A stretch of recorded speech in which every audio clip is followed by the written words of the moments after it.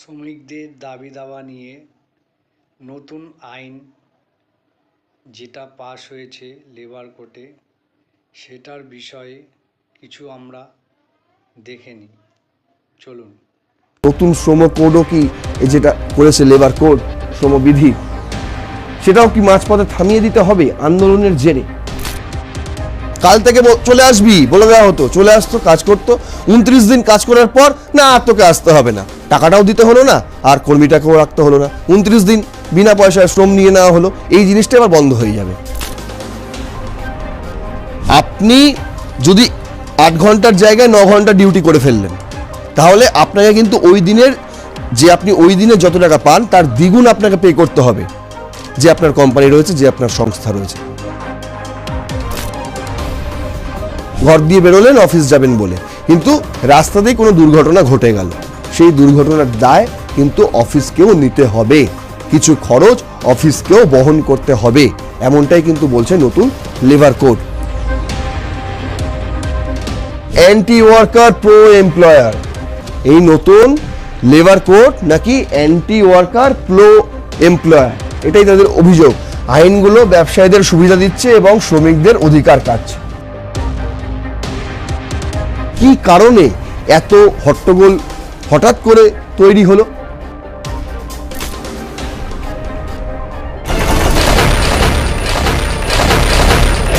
এখন থেকে আর 5 বছর নয়, মাত্র 1 বছর কাজ করলেই মিলবে গ্র্যাচুইটি, ওভারটাইম করলে মিলবে দ্বিগুণ মজুরি, বছরে 180 দিন কাজ করে ফেললেই মিলবে পেড লিভ, আর মহিলাদের জন্য নাইট শিফটে রইল না কোনো বাধ্যবাধকতা।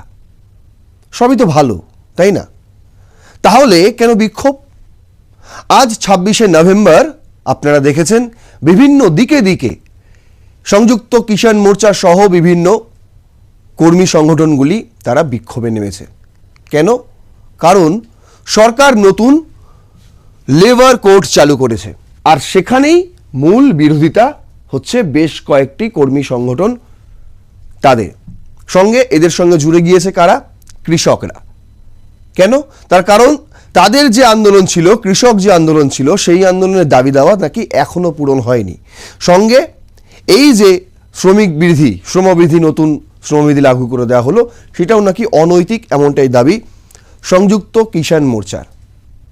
আজ এই বিষয় নিয়েই আপনাদের সামনে আমি হাজির হয়েছি। শুরু করছি রণক্ষেত্র, আপনাদের সঙ্গে রয়েছে আমি নারায়ণ। চলুন দেখে নেওয়া যাক কি রয়েছে সরকারের নতুন এই লেবার কোডে এবং কোথায় কোথায় বিরোধিতা, কেন হচ্ছে প্রতিবাদ, সেটাই আজকে আমরা উন্মোচন করব আজকের এই এপিসোডে। প্রথমে দেখুন, এটা আজকে সকালের খবর, 26শে নভেম্বর সকালে এই খবর ছাপা হয়েছে, যেখানে বলছে যে প্রচুর ফার্মার কৃষক begins gathering in Chandigarh, heavy police deployment at sector 43 view pics. বুঝতে পেরেছেন, তাদের একটা বিশাল একটা আন্দোলন ছিল, সেখানে তারা বেশ কয়েকটি দাবি নিয়ে সেই আন্দোলন তারা করেছে। আজ সেই দাবিগুলো তাদের কি কি ছিল সেটা আমরা দেখব। বলছে যে সংযুক্ত কিষাণ মোর্চা জানিয়েছে যে কেন্দ্রীয় সরকার স্বামীনাথন কমিশনের সুপারিশকৃত বিস্তৃত সূত্র অনুসারে কৃষকদের অবশিষ্ট দাবি, যার মধ্যে এমএসপিও অন্তর্ভুক্ত, তা পূরণের জন্য একটি কমিটি গঠনের লিখিত আশ্বাস দেওয়ার পর বিক্ষোভ প্রত্যাহার করা হয়েছিল। গত 5 বছর ধরে ভারতীয় কৃষকরা ধৈর্য ধরে ভারত সরকারের প্রতিশ্রুতি পূরণের জন্য অপেক্ষা করেছেন। দুর্ভাগ্যবশত তারা এমন পদক্ষেপ নিয়েছে যা কৃষকদের অর্থনৈতিক অবস্থার আরও অবনতি ঘটিয়েছে এবং দেশের কৃষি স্বনির্ভরতা এবং খাদ্য নিরাপত্তাকে ক্ষুণ্ণ করেছে। এটা তাদের প্রথম দাবি, বুঝতে পারছেন? দ্বিতীয় দাবি দেখুন, তারা বলছে তাদের অভিযোগ যে গত 11 বছরের চরম দুর্দশার কারণে কৃষকরা আত্মহত্যা করেছেন। তারা বলেছেন যে প্রধানমন্ত্রীর 2017 সালের 2022 সালের মধ্যে, 17 থেকে 22 সালের মধ্যে কৃষকদের আয় দ্বিগুণ করার প্রতিশ্রুতি প্রতারণামূলক প্রমাণিত হয়েছে। পরিবর্তে উৎপাদন খরচ দ্বিগুণ হয়েছে, যেখানে জীবনযাত্রার ব্যয় 3 গুণ বেড়েছে। তাহলে যেটা হয়নি সেটা হচ্ছে দ্বিগুণ রোজগার হয়নি, বরং উৎপাদন খরচ দ্বিগুণ হয়ে গেছে। আর যেটা হয়েছে জীবনযাত্রা, তাদের যে জীবনযাত্রায় ব্যয় খরচ সেটা নাকি 3 গুণ হয়েছে, এমনটাই তাদের দাবি। আর কি রয়েছে বলছে সংযুক্ত মোর্চা বলছে অন্যান্য দাবি তাদের যেগুলো রয়েছে সেগুলো হচ্ছে যেমন ম্যানেজারদের কর্মদিবস 200 দিন এবং মজুরি 700 টাকা করা, সারে ভর্তুকি পুনরুদ্ধার করা, ডিএপি এবং ইউরিয়া সারের যথাযথ সরবরাহ নিশ্চিত করা এবং সমস্ত বন্যা ও ভূমিধসকে জাতীয় দুর্যোগ হিসেবে ঘোষণা করা, তাহলে কৃষকদের ভর্তুকি দেওয়া। এটা হচ্ছে তাদের দাবি। আরও একটা কি দাবি, তারা রাষ্ট্রপতির কাছে ফেডারেল অধিকার রক্ষা, বুলডোজার রাজ বন্ধ এবং পুনর্বাসন ছাড়াই ভূমিহীনদের উচ্ছেদ এবং ভূমি অধিগ্রহণ পুনর্বাসনের ন্যায্য ক্ষতিপূরণ এবং স্বচ্ছতার অধিকার আইন 2013 কঠোরভাবে প্রয়োগের আবেদন জানিয়েছে।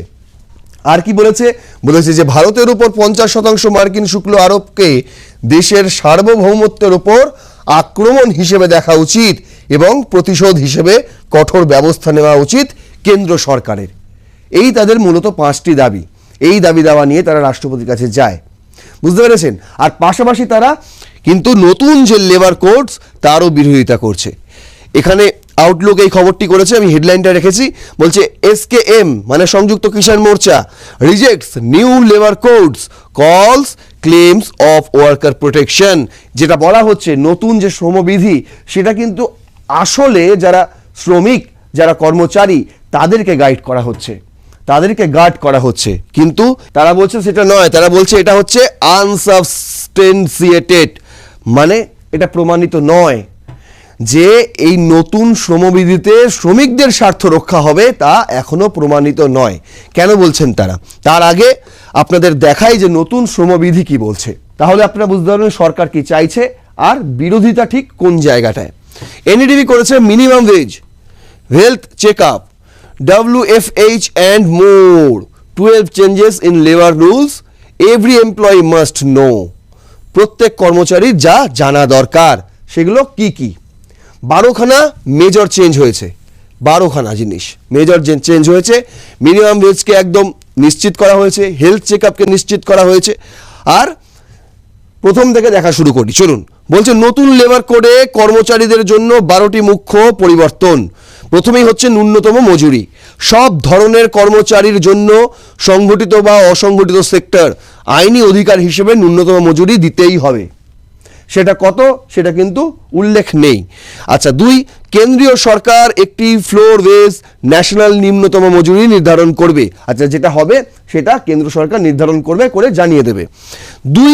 2 হচ্ছে বেতন সংজ্ঞার সংস্করণ। বেতনের নতুন সংজ্ঞা অনুযায়ী মজুরির অন্তর্ভুক্তিতে মৌলিক বেতন মানে হচ্ছে বেসিক পে অবশ্যই মোট পারিশ্রমিকের কমপক্ষে 50% থাকতে হবে, যেটা বিভিন্ন মালিক পক্ষ কি করতো। ধরুন আপনার 10,000 টাকা বেতন, সেখান থেকে দেখাচ্ছে আপনার পুরোটাই কিন্তু ওয়েজ। আসলে আপনার বেসিক পে যেটা মূল যে বেতন আপনার মৌলিক বেতন সেটা আসলে 2,000 টাকা, বাদ বাকি 8,000 টাকা হচ্ছে ওয়েজ আপনাকে দেওয়া হয় এই আনুষঙ্গিক খরচ সাপেক্ষে। কিন্তু সেটা এখন আর করা যাবে না। নতুন যে শ্রমবিধি সেখানে আপনাকে 50% মোট বেতনের, আপনার যদি 10,000 টাকা বেতন হয় তাহলে 5,000 টাকা অবশ্যই বেসিক পে দেখাতে হবে মালিক পক্ষকে। এর ফলে কিছু কর্মীর হাতে নেমে আসা ইন হ্যান্ড টেক হোম বেতন কমতে পারে, কারণ বেসিক বেড়ে যাবে কি হবে, বেশিরভাগ হারে সোশ্যাল সিকিউরিটি যেমন PF গ্র্যাচুইটি এগুলোও বেড়ে যাবে। বুঝতে পারছেন? আপনার যদি বেসিক পের ওপরই তো নির্ধারণ করে আপনার PF কি হবে, আপনার গ্র্যাচুইটি কি হবে, সেটাও কিন্তু বেড়ে যাবে। তাহলে একটা কর্মচারীর ক্ষতি কি হবে?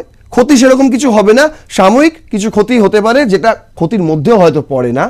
সেটা আপনার যে ইন হ্যান্ড ক্যাশ সেটা হয়তো একটু কমে যাবে। আপনার ব্যাংকের অ্যাকাউন্টে যদি স্যালারি ডাউন হয় সেখানে আপনার কিছু পরিমাণ অর্থ হয়তো কমে যেতে পারে, তার কারণ হচ্ছে সেখান থেকে তো বেশি পরিমাণ টাকা চলে যাবে PF এবং গ্র্যাচুইটির জন্য।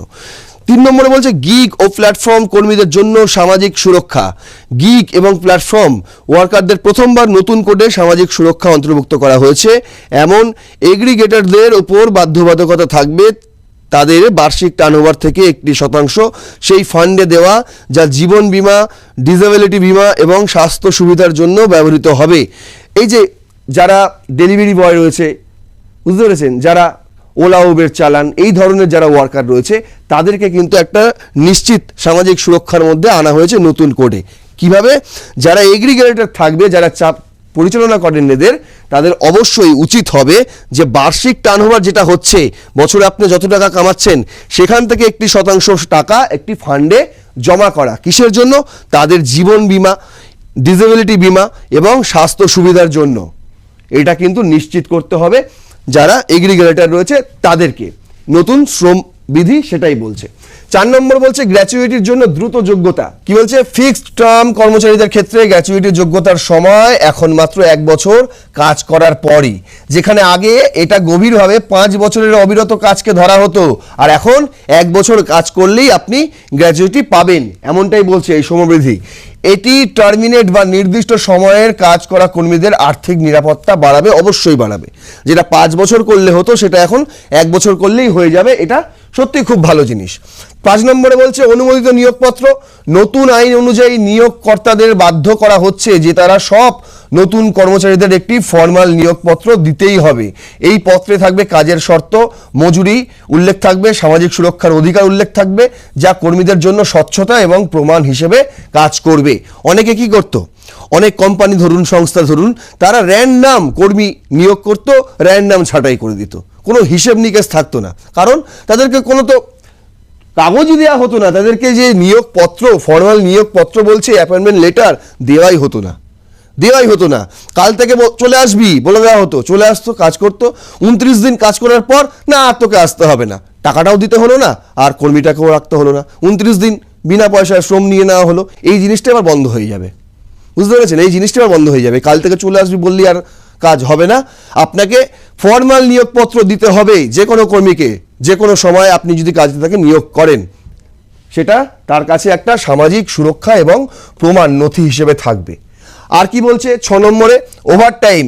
যে কর্মচারীরা অভ্যন্তরীণ কাজের সময় ছাড়িয়ে কাজ করেন তাদেরও আত্মনির্ধারিত ওভারটাইম মজুরি দিতে হবে তাদের সাধারণ মূল বেতনের দ্বিগুণ হিসেবে। তার মানে বুঝতে পারছেন, আপনি যদি 8 ঘন্টার জায়গায় 9 ঘন্টা ডিউটি করে ফেললেন, তাহলে আপনাকে কিন্তু ওই দিনের যে আপনি ওই দিনে যত টাকা পান তার দ্বিগুণ আপনাকে পে করতে হবে, যে আপনার কোম্পানি রয়েছে, যে আপনার সংস্থা রয়েছে, বুঝতে পেরেছেন? যদি 1 ঘন্টাও ওভারটাইম করেন তাহলে আপনাকে দ্বিগুণ পে করতে হবে, শ্রমবিধি এটাই বলছে।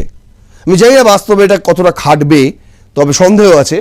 তবে আগে কি ছিল, হয়তো 1 ঘন্টা, যেটা বলছে 1 ঘন্টা ওভারটাইম করলে ওই 1 ঘন্টার টাকা হয়তো দিয়ে দেওয়া হতো, সেটাও অনেক কোম্পানি মানতো না, অনেক সংস্থা সেটাও করতো না। কিন্তু এবার বলছে না, দ্বিগুণ দিতে হবে, দ্বিগুণ। ওই 1 ঘন্টার টাকা এক্সট্রা দিয়ে দিলে হবে না, আপনি কেন খাটাবেন তাকে এক্সট্রা? আচ্ছা, 7, বার্ষিক ছুটির যোগ্যতা বৃদ্ধি করেছে। কর্মীদের এমন নিয়ম দেওয়া হয়েছে যে তারা বছরের কম কাজ করার পরও বার্ষিক ছুটির জন্য যোগ্যতা অর্জন করতে পারে। এখন কমপক্ষে 180 দিনের কাজ করলেই পাওয়া যাবে বার্ষিক পেড লিভ, যেখানে পুরনো নিয়মে এটি ছিল 240 দিন কাজের প্রয়োজন ছিল। যদি আপনি পেড লিভ নিতে চান তাহলে 240 দিন কাজ করতেই হতো বাধ্যবাধকতামূলক, কিন্তু এখন সেটা এসে দাঁড়ালো 180 দিনে। 4 নম্বরে কি বলছে? নারীদের জন্য নাইট শিফট। নারীদের সাথে লিঙ্গভিত্তিক মজুরি বৈষম্য নিষিদ্ধ করা হয়েছে। মানে একই কাজের জন্য যদি একজন পুরুষ 12,000 টাকা বেতন পায়, তাহলে ওই একই কাজের জন্য একজন মহিলাও কিন্তু 12,000 টাকা বেতন পাবে। শ্রমবিধি তাই বলছে। উনি পুরুষ বলে বেশি টাকা দেওয়া হবে, ইনি নারী বলেন কম টাকা দেওয়া হবে, তা কিন্তু করা যাবে না, আর করা যাবে না। এবার নারীদের এখন রাতের শিফটে কাজ করার অনুমতি আছে। সকাল 6টার আগেও তারা কাজ করতে পারবে, বিকেল 7টার পরেও তারা কাজ করতে পারবে, যদি তারা সম্মত হন এবং নিয়োগকর্তা নিরাপত্তা ও সুরক্ষা নিশ্চিত করতে পারে, তাহলে তবেই। আগেও কি বাধ্যবাধকতা ছিল, সেখান থেকে এটা পুরোপুরি তুলে দেওয়া হলো যে মহিলারাও হচ্ছে পুরুষদের সমান, তারাও যেমন ইচ্ছা কাজ করতে পারে, কোনো সমস্যা নেই, কোনো বাধা নেই। ওয়ার্ক ফ্রম হোম কি? সার্ভিস সেক্টরে ওয়ার্ক ফ্রম হোম, রিমোট কাজ এখন পারস্পরিক এমপ্লয়ার এবং এমপ্লয়ি সম্মতিতে বৈধ করা হয়েছে, যা কর্মীদের জন্য আরও নমনীয়তা তৈরি করবে। এখনও সেটা চলছে, আপনারা দেখেছেন 2020 সালের পর থেকে আমরা এই ওয়ার্ক ফ্রম হোমটাকে অনেকেই নিত্য নৈমিত্তিক করে ফেলেছে, অনেক কোম্পানি এটাকে করে ফেলেছে। তাতে খরচ কম, লজিস্টিক সাপোর্ট দিতে হয় কম, তাতে সুবিধাই হয়, অনেক কোম্পানিরও সুবিধা হয়। কিন্তু কিছু কিছু ক্ষেত্র থাকে যেগুলো অফিস না এসে কাজ করা যায় না, সেক্ষেত্রে কিন্তু অফিসে আসতেই হয়, তাদের ওয়ার্ক ফ্রম হোম হয় না। যাদের সেক্ষেত্রে সম্ভব, ওয়ার্ক ফ্রম হোমেও কাজ করা সম্ভব, সেই সুবিধা কিন্তু চালু হয়ে গেছে লকডাউনের পর থেকেই, এখনও সেটা চলছে। 10 বার্ষিক স্বাস্থ্য পরীক্ষার বাধ্যবাধকতা। বয়স 40 বছরের ওপর কর্মচারীদের জন্য বাধ্যতামূলক বিনামূল্যে বার্ষিক স্বাস্থ্য পরীক্ষা করতেই হবে। এই নিয়ম কর্মীদের স্বাস্থ্যের যত্ন নেওয়ার দৃষ্টিকোণ থেকে জরুরি এবং প্রিভেন্টিভ স্বাস্থ্য সুরক্ষা বাড়ানোর দিকে একটি মূল পদক্ষেপ। 11 কি বলছে, সময় মতো বেতন প্রদান। মাসিক বেতনভুক্ত কর্মচারীদের ক্ষেত্রে বেতন পরবর্তী মাসে নির্দিষ্ট সময়ের মধ্যে দিতে হবে, যেমন ভিতরের 7 দিনের মধ্যে আর টার্মিনাসের আর রিজেগনেসের পর 2 কাজের দিনের মধ্যে। এটি কর্মচারীদের আর্থিক স্থিতিশীলতা বাড়াবে। কি বলছে, টাকা দিয়ে দিতেই হবে, আপনি রাখতে পারেন না। যেমন যদি কোনো কর্মী কাজ ছেড়ে দেয় তাহলে তাকে 2 দিনের মধ্যে দিতে হবে। যদি আবার কোম্পানিও ছাড়িয়ে দিতে পারে, যেভাবেই হোক। যদি একজন কর্মীর সঙ্গে একটি সংস্থার সম্পর্ক ছিন্ন হয়, যে কোনো উপায়ে, সে কর্মী নিজে থেকে করতে পারে কিংবা সংস্থা, যে কোনো উপায়ে যদি ছিন্ন হয় তাহলে তাকে 2 কর্মদিবসের মধ্যেই, 2 দিনের মধ্যেই তার বেতন চুকিয়ে দিতে হবে, এমনটাই বলছে। আর যদি সে নিয়মিত কর্মী হয়, এখনো কাজ করছে, তবুও সেক্ষেত্রেও 7 দিনের মধ্যেই বেতন শেষ করতে হবে। আপনার মাস কমপ্লিট হয়ে যাওয়ার 7 দিনের মধ্যেই বেতন দিয়ে দিতে হবে, এটাই কিন্তু শ্রমবিধি বলছে। 12 কি বলছে, যাতায়াত দুর্ঘটনার কাজে গণ্য। এখন বাস ওয়ার্ক রুটে যে কোনো দুর্ঘটনা যদি কর্মচারীর বাড়ি এবং কর্মসংস্থানের মধ্যে যাতায়াতের সময় ঘটে, তাহলে সেটা কর্মসংক্রান্ত ধরা হবে এবং সেই অনুযায়ী ক্ষতিপূরণের সুযোগ থাকবে। আপনি ধরুন ঘর দিয়ে বেরোলেন অফিস যাবেন বলে, কিন্তু রাস্তাতেই কোনো দুর্ঘটনা ঘটে গেল, সেই দুর্ঘটনার দায় কিন্তু অফিসকেও নিতে হবে, কিছু খরচ অফিসকেও বহন করতে হবে, এমনটাই কিন্তু বলছে নতুন লেবার কোড। আপনি বলবেন এর মধ্যে খারাপ কি রয়েছে? সবই তো ভালো, খুবই সুন্দর, কিন্তু দেখুন খারাপ কিছু কিছু রয়েছে। যারা বিরোধিতা করছে তাদের কিছু যুক্তি রয়েছে, তাদের সেই যুক্তি আমি বোঝাবো। তার আগে এই বিষয়টাকে আরো খোলসা করছি আপনাদের সামনে তুলে ধরলাম শুধু 12খানা কি বড় বড় পরিবর্তন হয়েছে। এবার আপনাদের কাছে তুলে ধরছি যে বিশেষ কিছু ক্ষেত্রে বিশেষ কিছু পরিবর্তন, যেটা তাক লাগানো। কিরকম বলছে, the Times of India, what do new labour codes mean for employee and employers, from minimum wage, gratuity benefits to appointment letters and lay off rules, top things to know. ভারতে শ্রম আইনের সর্ববৃহৎ সংস্কার, বলছে 4টি নতুন লেবার কোড চালু। 2025 সালের 21শে নভেম্বর থেকে ভারত সরকার 29টি পুরনো শ্রম আইন বাতিল করে একীভূত লেবার কোড কার্যকর করেছে। ছিল হচ্ছে 29, এখন রয়ে গেল 4, বাকি 25 কিন্তু বাদের খাতায়। বুঝতে পারছেন, এটা কিন্তু সবচেয়ে বড় একটা বিরোধিতার অংশ। যারা বিরোধিতা করছে তারা কিন্তু এটাকে তুলে ধরছে যে বাকি 25টা কেন বাদ গেল। 4টে কি রইল, code of wage, industrial relationship code, code of social security আর occupational safety, health and working conditions code. এই 4টা রয়ে গেল। এতে কি সুবিধা পাওয়া যাবে? শ্রম আইন এখন অনেক সহজ, আধুনিক ও একীভূত, কমপ্লায়েন্স আরও সহজ, কর্মচারীদের অধিকার, সামাজিক সুরক্ষা ও নিরাপত্তা বৃদ্ধি পাবে, গিগ ও প্ল্যাটফর্ম কর্মীরা আইনগত সুরক্ষার আওতায় আসবে। তারপর শ্রম দপ্তরের কঠোর দণ্ডমূলক পরিদর্শনবাদ এখন সহায়ক পরিদর্শন ব্যবস্থা চালু হলো। নতুন কোড অনুযায়ী শ্রম দপ্তরের পরিদর্শকরা এখন আর শুধু শাস্তি বা জরিমানা দেওয়ার জন্য পরিদর্শন করবেন না, তারা এখন ইন্সপেক্টর কাম ফেসিলিটেটর, পরামর্শদাতা, সাহায্যকারী ও গাইড হিসেবে কাজ করবে। বুঝতে পারছেন, আগে যখন যারা পরিদর্শন করতে আসতো তার আগে খতিয়ে খাতিয়ে দেখতো, একটু যদি কোনো ভুল চুক হতো তারা ফাইন করতো, জরিমানা করতো মালিক পক্ষকে। এখন তারা আর সেগুলো করবে না, এখন তারা বিনিময় প্রথায় চলবে। এমনটা একটা বলছে যে পরামর্শ তারা দেবে, সাহায্য তারা করবে, গাইড করবে, সেক্ষেত্রে কর্মীদেরও করতে পারে। বুঝতে পারছেন এখানে কি হচ্ছে, এখানে অপ্রয়োজনীয় হয়রানি কমবে, ব্যবসার পরিবেশ আরও স্বচ্ছ ও বন্ধুত্বপূর্ণ হবে। পরিদর্শনের পরিবর্তে দিক নির্দেশনা পাওয়ার কোম্পানিগুলি আইন মানতে আরও আগ্রহী হবে। শ্রমিকদের নিরাপত্তা সংক্রান্ত নিয়ম বাস্তবে আরও ভালোভাবে প্রয়োগ হবে। সবই ভালোই বলছে। এই বিষয়টা আমরা নিয়েছি ইন্ডিয়া টুডে থেকে। এবার বলছে বড় শিল্প প্রতিষ্ঠানে বাধ্যতামূলক সেফটি কমিটি ও জাতীয় নিরাপত্তা বোর্ড। যেসব প্রতিষ্ঠানে 500-রও বেশি কর্মী কাজ করেন সেখানে এখন বাধ্যতামূলকভাবে একটি সেফটি কমিটি গঠন করতে হবে। কেন্দ্রীয় পর্যায়ে তৈরি করা হয়েছে national occupational safety and health board, যা শিল্পক্ষেত্রে নিরাপত্তা মান নিয়ন্ত্রণ করবে। এর সুবিধা কি? কর্মস্থলে দুর্ঘটনা কমবে, স্বাস্থ্য নিরাপত্তা আরও উন্নত হবে, শ্রমিকদের অংশগ্রহণে একটি নিয়মিত নিরাপত্তা কাঠামো তৈরি হবে। ওয়ার্কার এমপ্লয়ি এমপ্লয়ার ভূমিকা ও অধিকার স্পষ্টভাবে নির্ধারিত করা দেওয়া হয়েছে এই নতুন শ্রমবিধিতে।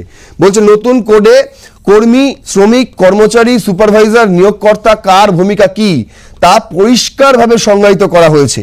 আগে এই সংজ্ঞাগুলো অস্পষ্ট হওয়ায় মামলা মোকদ্দমায় জটিলতা তৈরি হতো, এখন সেটা পুরো স্পষ্ট করে দেওয়া হয়েছে যে একজন কর্মীর কি ভূমিকা, একজন শ্রমিকের কি ভূমিকা, একজন কর্মচারীর কি ভূমিকা, একজন সুপারভাইজারের কি ভূমিকা, একজন নিয়োগকর্তার কি ভূমিকা। বুঝতে পেরেছেন? প্রত্যেকের ভূমিকা কিন্তু আলাদা করে বলে দেওয়া হয়েছে। শ্রমিক নিয়োগকর্তা সম্পর্ক আরও স্বচ্ছ হবে এর ফলে। আইনি বিভ্রান্তি, বিরোধ ও ভুল ব্যাখ্যা কমবে।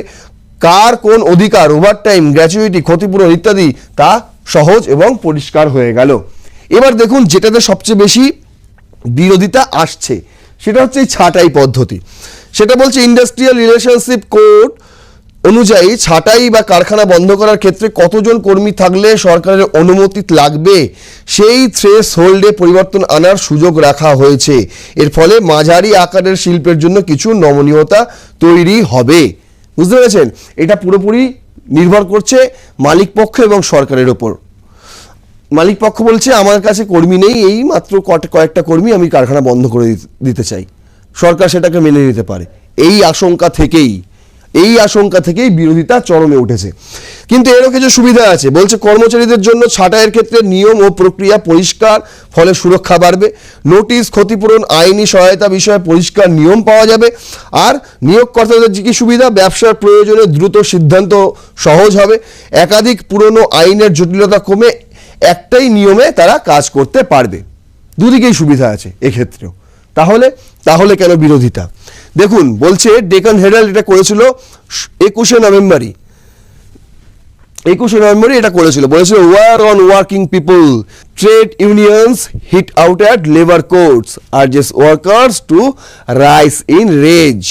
আজকে সারাদিনে আপনারা যে সমস্ত ছবি টিভির পর্দায় দেখেছেন সেটা হচ্ছে এই শিরোনামে রাইস ইন রেজ, এই শিরোনামে অংশগ্রহণকারী বিক্ষোভকারীদের।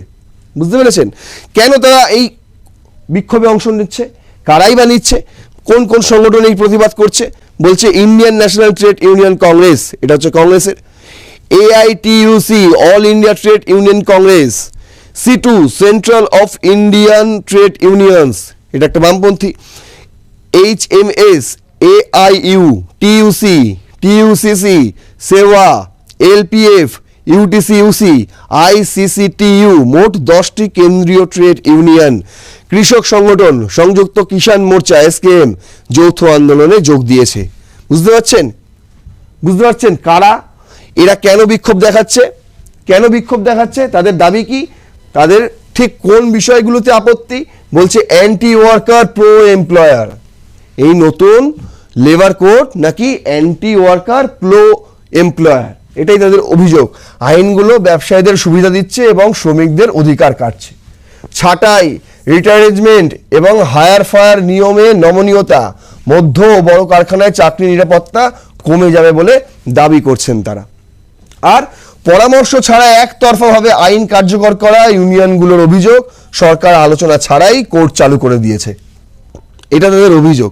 সামাজিক সুরক্ষা দুর্বল হবে, ESIPF সুবিধা গিগ কন্ট্রাক্টর ভিত্তিক কর্মীদের ক্ষেত্রে যথেষ্ট স্পষ্ট নয়।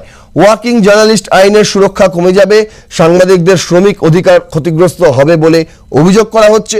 পরিদর্শন ব্যবস্থা দুর্বল হয়ে যাবে, ইন্সপেক্টর কাম ফ্যাসিলিটেটর মডেল শাস্তিমূলক ক্ষমতা কমিয়ে দিয়ে শ্রমিক সুরক্ষা কমাবে।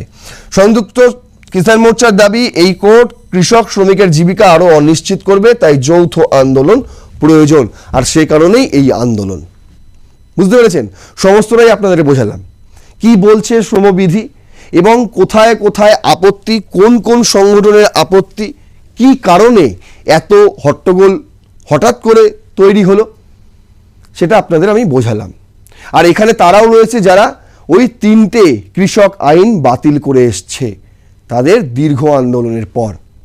তাহলে কি নতুন শ্রম কোডও কি যেটা করেছে লেবার কোড, শ্রমবিধি, সেটাও কি মাঝপথে থামিয়ে দিতে হবে আন্দোলনের জেরে? সেটা আমাদের দিকে নজর থাকবে। সেদিকে আমাদের নজর থাকবে, আপনাদেরও নজর থাকুক। রণক্ষেত্র দেখতে থাকুন। এই ভিডিওটি ইনফরমেটিভ লাগলে অবশ্যই শেয়ার করুন। আপনারা লিখুন আপনারা কি ভাবছেন, নতুন যে এই লেবার কোড এটা কর্মীদের জন্য, শ্রমিকদের জন্য, কৃষকদের জন্য কতটা লাভজনক হতে চলেছে আর কতটা ক্ষতির কারণ হতে চলেছে। আপনাদের মতামত আমাদের কাছে অত্যন্ত গুরুত্বপূর্ণ। দেখতে থাকুন রণক্ষেত্র, সঙ্গে থাকুন। জয় হিন্দ।